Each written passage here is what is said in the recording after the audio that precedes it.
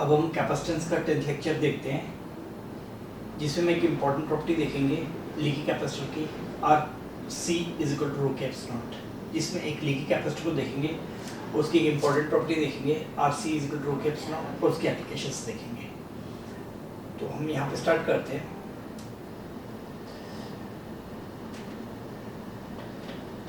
Leaky capacitor. तो एक काम करते हैं, consider a plane parallel plate capacitor filled with dielectric of constant of dielectric constant K and resistivity rho. Find the product of its resistance and capacitance। तो यहाँ पे हम एक काम करते हैं, एक पैरेलल कैपेसिटर लेते हैं, ये प्लेट लेते हैं, मेटल प्लेट्स, एरिया ए, दोनों प्लेट्स के बीच का डिस्टेंस डी, बीच में एक डाइलेक्ट्रिक भरते हैं, जिसका कांस्टेंट है के, जिसका डाइलेक्ट्रिक कांस्टेंट है के और रेसिस्टिविटी है रो। बीच में एक डाइलेक्ट्रिक भरते हैं जिसका डाइलेक्ट्रिक कांस्टेंट के है और रेसिस्टिविटी रो है। ये टर्मिनल्स की दो प्लेट्स हैं, तो अगर इसकी रेसिस्टिविटी है तो इसे करंट भी जाएगा, इसे करंट भी जाएगा। इस पे चार्ज प्लस के होगा, इस पे माइनस के होगा, इस पे चार्ज प्लस के होगा, इस पे माइनस के होगा। तो रेसिस्टिविटी की वजह से करंट भी जाएगा। तो इसका अगर हमें रेजिस्टेंस निकालना है, रेजिस्टेंस होता है rho L is the length long flow of current, ये आ जाएगा D by cross section area through which the current flows. इसकी कैपेसिटेंस निकालते हैं, कैपेसिटेंस आएगी ए के एप्सिलॉन बाय डी। तो मैं यहाँ पे एक इंपॉर्टेंट चीज़ देखनी है, कैपेसिटर जब भी बोला जाता है तो उसका मतलब में आइडियल लेना होता है जब तक लीकी कैपेसिटेंस ना बोला जाए या डाइलेक्ट्रिक की रेसिस्टिविटी ना दी जाए। तो यहाँ पे हम एक चीज़ निकालते हैं जो कि काफ़ी इंपॉर्टेंट होती है, प्रोडक्ट ऑफ आर इंटू सी। तो ये आएगा rho D by A into ए के एप्सिलॉन बाई डी। तो इसको हम सॉल्व करें तो डी डी कटेगा, ए कटेगा, ये आएगा रो के एप्सिलॉन। तो ये काफ़ी इंपॉर्टेंट प्रॉपर्टी है, देखते हैं इसका यूज़ कैसे करेंगे। R C is equal to rho के एप्सिलॉन। इसकी एक बार डेरिवेशन जनरल और करते हैं, फिर उसके बाद देखेंगे इसकी एप्लीकेशंस हमें किस तरह से करनी है। तो एक जनरल सा कैपेसिटर लेते हैं जिसके अंदर एक डाइलेक्ट्रिक मीडियम है जो लीकी है, उसका रेजिस्टेंस निकालते हैं और कैपेसिटेंस निकालते हैं और प्रूव करते हैं R C is equal to rho के epsilon. R C is equal to rho के epsilon for a general capacitor. ये कोई भी कंडक्टर है, ये दूसरा कंडक्टर है, ये कंडक्टर 1 है, ये कंडक्टर 2 है, इनके बीच में मटेरियल है जिसकी रेसिस्टिविटी रो है।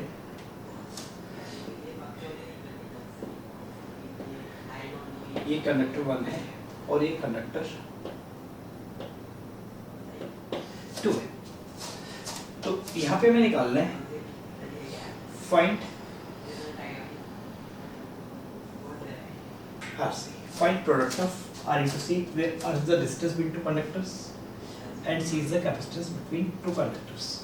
तो यहाँ पे इसका सॉल्यूशन देखना शुरू करते हैं। ये कंडक्टर है, ये एक दूसरा कंडक्टर है। बस में छोटी छोटी रॉड्स काटना शुरू करते हैं, छोटी छोटी रॉड्स काटना शुरू करते हैं।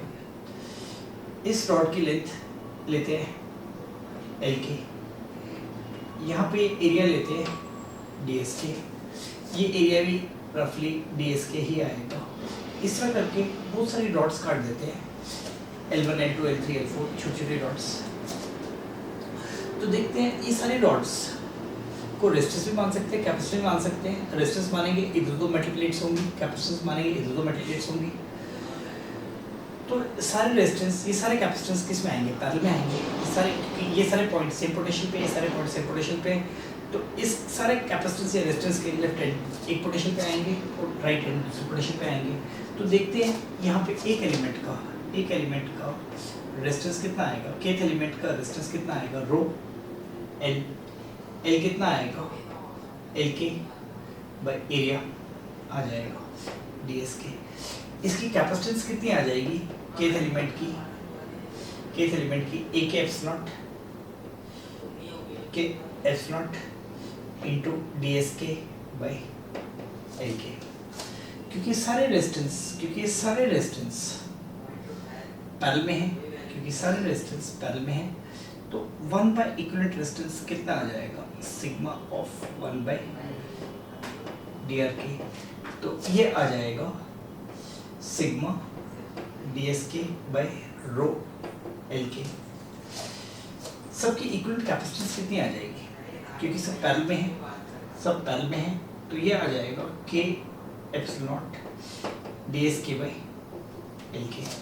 तो इसमें रो कांस्टेंट है, रो बाहर निकल आएगा, के एप्सिलॉन नॉट कांस्टेंट है, ये बाहर निकल आएगा, तो इसको हम लिख सकते हैं 1 bye row sigma D S K by L के। इसको लिख सकते हैं के epsilon not sigma D S K by L के। तो यहाँ पे देखते हैं प्रोडक्ट ऑफ आर इंटू सी। तो आर सी का प्रोडक्ट कितना आएगा, इसको उल्टा करेंगे तो ये कितना हो जाएगा, rho divided by summation of D S K by L K into C K epsilon naught summation of D S K by L K. ये और ये कटेगा, तो ये आ जाएगा रो के एप्सिलॉन नॉट। तो इन जनरल कोई भी लीकी कैपेसिटेंस है तो उसकी रेजिस्टेंस भी होगी, रेजिस्टेंस और कैपेसिटेंस का product R C equal to rho के एप्सिलॉन नॉट आएगा, प्रोवाइडेड जो रेजिस्टिविटी है वो यूनिफॉर्म है और डायरेक्ट्रिक कांस्टेंट यूनिफॉर्म है। हम देखेंगे और भी केसेस में हो सकता है, बट हम जनरल मान के चलते हैं रेजिस्टिविटी यूनिफॉर्म है, डायरेक्ट्रिक कांस्टेंट यूनिफॉर्म है, तो are C equal to rho के एप्सिलॉन नॉट होगा ही। अदरवाइज हो भी सकता है और नहीं भी हो सकता है, बट रेजिस्टिविटी यूनिफॉर्म है और डायरेक्ट्रिक कांस्टेंट यूनिफॉर्म है, तो प्रोडक्ट ऑफ आर इंटू सी रो के एप्सिलॉन नॉट आएगा। अब इसका एक बेनिफिट हम देखेंगे, अगर हमें आर पता तो सी आ जाएगा, सी पता तो आर आ जाएगा। तो जैसे कि हम देखते हैं बहुत सारी कन्फिगरेशंस के कैपेसिटेंस पता होते हैं बट रेजिस्टेंस याद नहीं होते, तो रेजिस्टेंस तो हमें थर्मल रेजिस्टेंस में चाहिए होते हैं, कंडक्शन में रेजिस्टेंस तो हमें कंडक्टेंस में चाहिए होते हैं, थर्मल कंडक्शन में चाहिए होते हैं। तो हम देखते हैं अगर कैपेसिटेंस जिनके याद है कन्फिगरेशंस के, अगर उन्हीं कन्फिगरेशंस की रेजिस्टेंस निकालने को पूछ लिया जाए जिनकी कैपेसिटी ज़्यादा है, तो हमें निकालने की जरूरत नहीं पड़ेगी, हम इस फॉर्मूले से डायरेक्टली निकाल सकते हैं। तो कुछ एग्जांपल्स हम इसके बाद देखते हैं जहाँ पे हमें सी पता है तो आर कैसे निकालेंगे, अभी पहला एग्जांपल लेते हैं जिसपे हमें कैपेसिटेंस पता है और रेजिस्टेंस निकालेंगे। तो एक स्फेरिकल पैरेलल प्लेट कैपेसिटर लेते हैं,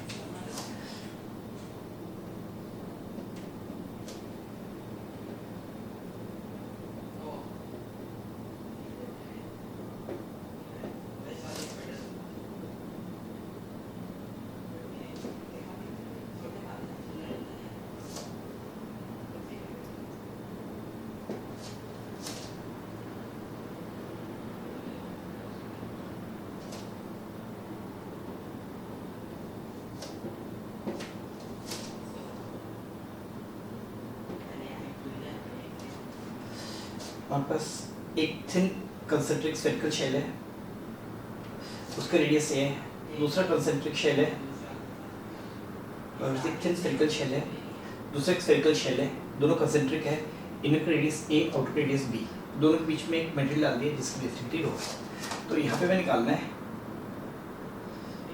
फाइंड रेजिस्टेंस, फाइंड रेजिस्टेंस। तो जिस भी कॉन्फ़िगरेशन का रेजिस्टेंस निकालना है, जिस भी कॉन्फ़िगरेशन का रेजिस्टेंस निकालना है, अगर हमें कैपेसिटेंस पता है उस कॉन्फ़िगरेशन की, तो ये मेटल प्लेट है, ये एक मेटल प्लेट है, ये थिन कंडक्टिंग स्फेरिकल शेल है, ये थिन कंडक्टिंग स्फेरिकल शेल है, दोनों कंसेंट्रिक है, दोनों का सेंटर सेम है। अंदर वाले कंडक्टिंग शेल का रेडियस ए, बाहर वाले का बी है, बीच में रेजिस्टिविटी रो का मटेरियल पड़ा हुआ है। तो हमें कम करेंगे, इस मटेरियल का डाइलेक्ट्रिक कांस्टेंट के मान लेंगे, इस मटेरियल का डाइलेक्ट्रिक कांस्टेंट के मान लेंगे, और अगर हमें कैपेसिटेंस पता है, जो कि हमें पता है 4 पाई के epsilon A B by B minus T, तो हम रेजिस्टेंस कैसे निकालेंगे? हम ये फॉर्मूला लिख देते हैं R C is equal to rho के एप्सिलॉन। तो आर रखते हैं निकालने के लिए, सी की वैल्यू डाल देते हैं 4 पाई के epsilon A B by B minus A will be equal to rho के एप्सिलॉन। तो यहाँ से के एप्सिलॉन कटेगा और आर आ जाएगा rho B minus A by 4 pi A B, 4 pi A B. तो यहाँ पे हम एक एग्जांपल और भी ले सकते हैं, यहाँ पे हम एक एग्जांपल और भी ले सकते हैं। अगर हमारे पास एक दो स्फेरिकल कंडक्टर्स है, दो स्फेरिकल कंडक्टर्स है, इसका रेडियस ए, इसका रेडियस बी, इस दोनों का रेडियस ए है, दोनों का रेडियस ए है, दोनों के बीच में डिस्टेंस बी है, और ये दिया हुआ है B is very greater than A. तो हमें याद रखना है यहाँ पे कैपेसिटेंस होती है 2 pi epsilon A B by B minus A. तो 4 की जगह 2 हो जाएगा। तो अगर कंसेंट्रिक है स्फेरिकल शेल्स, अंदर का रेडियस ए बाहर का बी, तो कैपेसिटेंस होती है 4 पाई के epsilon A B by B minus A. अगर एक स्फेरिकल कंडक्टर है, दूसरा स्फेरिकल कंडक्टर, दोनों आइडेंटिकल है, दोनों के centre to centre distance B है और बी दिया हुआ है ए से बहुत बड़ा बड़ा, तो इनकी कैपेसिटेंस होगी 2 pi epsilon A B by B minus A. तो यहाँ पे अगर ये मटेरियल है डाइलेक्ट्रिक कांस्टेंट के, इसका कांस्टेंट के आ जाएगा। तो इस केस में भी रेजिस्टेंस निकाली जा सकती है, इस केस में भी रेजिस्टेंस निकाली जा सकती है। तो हम 2-3 केसेस एक साथ देखते हैं, 2-3 केसेस एक साथ देखते हैं जहाँ पे हमें कैपेसिटेंस पता है, हम रेजिस्टेंस निकालेंगे। तो एक ही साथ कर लेते हैं। कुछ एग्जांपल्स देखते हैं, अब कुछ एग्जांपल्स देखते हैं जिनके में कैपेसिटेंस पता है, हमें रेजिस्टेंस निकालनी है। तो पहले एग्जांपल लेते हैं, ये कंडक्टिंग स्फीयर है, ये कंडक्टिंग स्फीयर है, इसका रेडियस ए, इसका रेडियस है, centre to centre distance B, B is very greater than A. There are 2 conducting spheres in medium of resistivity rho. Find resistance between them. तो यहाँ पे कैपेसिटेंस आएगा, जो स्फेरिकल कैपेसिटेंस का होता है कंसेंट्रिक का, उसका आधा आंसर आता है 2 pi epsilon A B by B minus A. क्योंकि बी अगर ए से बहुत ज़्यादा है तो इस पर चार्ज को यूनिफॉर्म डिस्ट्रीब्यूटेड मान सकते हैं, इस पर यूनिफॉर्म को डिस्ट्रीब्यूट मान सकते हैं, और बी अगर ए से बहुत ज़्यादा है तो बी माइनस ए को बी लिख सकते हैं। तो ये रफली आ जाएगा 2 पाई एप्सिलॉन ए, तो ये रफली आ जाएगा 2 pi epsilon A, B minus ए को बी लिख सकते हैं। तो यहाँ पे अगर मैं रेजिस्टेंस निकालनी है तो मटेरियल की रेजिस्टिविटी रो दी हुई है, मटेरियल की रेजिस्टिविटी रो दी हुई है, तो अपन क्या करेंगे, यहाँ पे डाइलेक्ट्रिक कांस्टेंट के ले लेंगे, यहाँ पे डाइलेक्ट्रिक कांस्टेंट के ले लेंगे। तो कैपेसिटेंस कितना आ जाएगा 2 पाई के epsilon A B by B minus A, 2 pi के एप्सिलॉन ए। तो इनके पूरे मीडियम की इसकी रेजिस्टिविटी रो है, तो इनकी हमें कैपेसिटेंस पता है, इस कॉन्फ़िगरेशन की हमें रेजिस्टेंस निकालनी है। तो हमें कैपेसिटेंस पता है, तो अपन क्या लिखेंगे, R C will be equal to rho के एप्सिलॉन। तो यहाँ से आर आ जाएगा, यहाँ से आर आ जाएगा, के एप्सिलॉन कट जाएगा, के एप्सिलॉन कट जाएगा, ये आ जाएगा, आर आ जाएगा rho B minus A by 2 pi A B. तो यहाँ पे आर आ जाएगा, यहाँ पे आर आ जाएगा rho B minus A by B minus A by 2 pi A B. अब एक कैपेसिटर लेते हैं, there are 2 thin concentric long cylindrical conducting shells।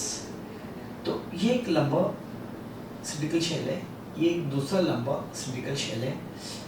अंदर का रेडियस a, बाहर का रेडियस b। इस पे चार्ज पे लेंथ प्लस लैम्डा डालेंगे, इस पे चार्ज पे लेंथ माइनस लैम्डा डालेंगे और कैपेसिटेंस निकालेंगे। The space in between is filled with medium of resistivity रो। तो इनके अंदर जो मीडियम है उसकी रेजिस्टिविटी रो है, उसकी रेजिस्टिविटी रो है, उसकी रेजिस्टिविटी रो है। फाइंड इनका रेजिस्टेंस निकालना है, इनका रेजिस्टेंस निकालना है। तो यहाँ पे हमें पता है कैपेसिटेंस पर यूनिट लेंथ, यहाँ पे कैपेसिटेंस नहीं, कैपेसिटेंस पर यूनिट लेंथ, इसकी बिल्कुल बढ़िए। कैपेसिटेंस पर यूनिट लेंथ कितनी आ जाएगी? तो यहाँ पे इसकी लेंथ ले लेते हैं L, यहाँ पे इसकी लेंथ ले लेते हैं L। तो कैपेसिटेंस पर यूनिट लेंथ आएगी 2 पाई के eps not by ln b by a। तो यहाँ पे रेजिस्टिविटी रो है, तो अपन एक काम करते हैं, अंदर सिलिंड्रिकल शेल है, बाहर का सिलिंड्रिकल शेल है, इसकी रेडियस a है, इसका रेडियस b है, रेजिस्टिविटी रो है, तो साथ में डायरेक्ट कांस्टेंट k डाल देते हैं। तो कैपेसिटेंस पर यूनिट लेंथ इतनी आएगी। अगर इस कैपेसिटेंस की लेंथ L है तो इसकी कैपेसिटेंस इतनी आएगी, तो R इंटू सी आ जाएगा रो के एप्सिलॉन, आर इंटू सी आ जाएगा। तो आर आएगा आर इंटू 2 पाई के epsilon L by L N B by A is equal to rho के एप्सिलॉन। तो आर की वैल्यू आएगी, आर की वैल्यू आएगी के एप्सिलॉन कट जाएगा, rho L N B by A, rho L N B by A divided by 2 pi divided by 2 pi L divided by 2 pi L।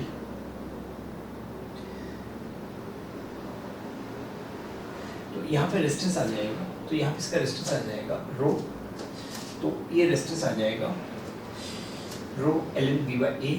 तो ये रेजिस्टेंस आ जाएगा, मैं यहाँ पे लिख देता हूँ, तो ये रेजिस्टेंस आ जाएगा। तो this resistance will be equal to rho ln b by a divided by 2 pi into length divided by 2 pi into length। तो काम करते हैं, यहाँ पे तीसरा कैपेसिटेंस भी हम देख लेते हैं, तीसरा कैपेसिटेंस भी हम देख लेते हैं।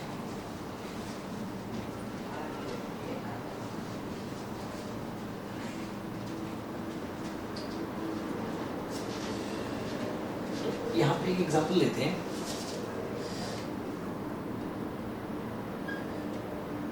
There are 2 long cylindrical conductors of radius a, their axis parallel and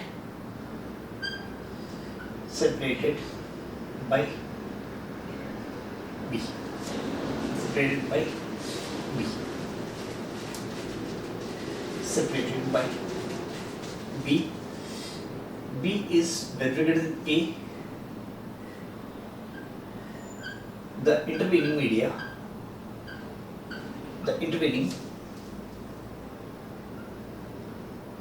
media has resistivity rho.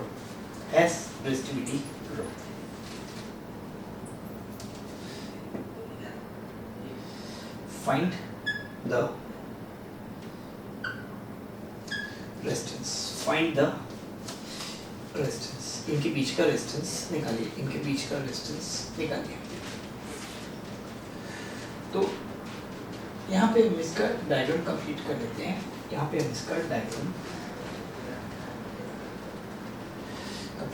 हैं। ये एक सिलेंडर है बहुत लंबा, इसकी लेंथ है L। ये दूसरा सिलेंडर है, ये भी बहुत लंबा है, इसकी भी लेंथ है L। Axis to axis distance B है, इसका रेडियस A और इसका भी रेडियस A, और दिया हुआ है B is very greater then A।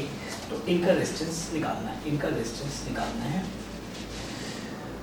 तो जो कोएक्शन कैपेसिटर है, उसकी कैपेसिटेंस है 2 पाई k एप्सिलॉन L b/a। ये कैपेसिटेंस पर यूनिट लेते हैं, इनटू लेंथ मल्टीप्लाई करेंगे तो कैपेसिटेंस आएगी। तो यहाँ पे जो कैपेसिटेंस आएगी, इस केस में जो कैपेसिटेंस आएगी बिल्कुल उस तरह से, इस केस में जो कैपेसिटेंस आएगी ये आएगी पाई k epsilon bye ln b/a। ये होगी capacitance per unit length, into length लगाएंगे तो कैपेसिटेंस आ जाएगी, इनटू लेंथ लगाएंगे तो कैपेसिटेंस आ जाएगी। तो यहाँ पे हम क्या करेंगे, इसके बीच में जो मटेरियल था उसकी रेजिस्टिविटी रो थी, तो हम एक डाइलेक्ट्रिक डाल देंगे जिसका कांस्टेंट k है। तो RC की वैल्यू कितनी आ जाएगी, रो के एप्सिलॉन। तो यहाँ पे कैलकुलेट करने पे R की वैल्यू आएगी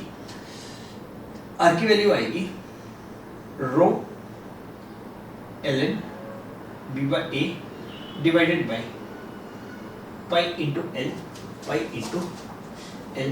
तो पिछली बार जो आंसर आया उसका आधा आ जाएगा, तो उसका डबल आ जाएगा। यहाँ पे जितनी भी रेजिस्टेंस आई है, यहाँ पे आंसर क्या आ जाएगा, डबल आ जाएगा। तो हमें जिन सिस्टम्स की कैपेसिटेंस पता है, उन सबकी रेजिस्टेंस हम बड़ी आराम से निकाल सकते हैं। कैपेसिटेंस में डायरेक्ट कांस्टेंट की रेजिस्टिविटी रो ले लेते हैं, तो RC रो के डालेंगे, C की वैल्यू डालेंगे और R की वैल्यू हमें मिल जाएगी।